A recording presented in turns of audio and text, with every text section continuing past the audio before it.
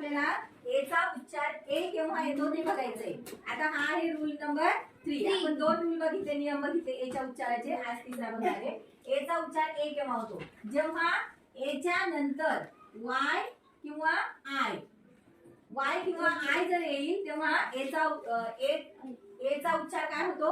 H होतो. आता बघा वायचे उदाहरण सांगते मी तुम्हाला.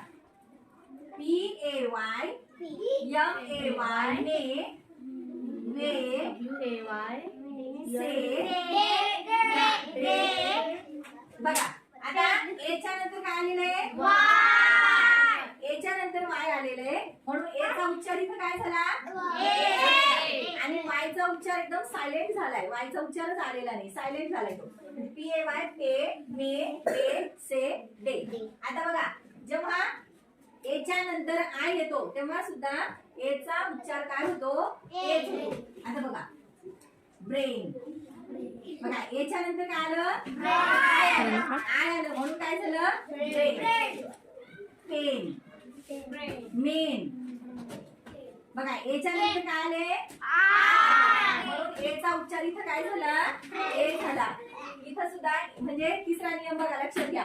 एच्या नंतर जेव्हा वाय किंवा आय अक्षर येतं तेव्हा एचा उच्चार काय होतो? ए. एचा उच्चार काय होतो? हा, समजलं? आता सगळ्यांनी असे एच्या नंतर वाय येणारे आणि एच्या नंतर आय येणारे अजून शब्द शोधून काढायचे.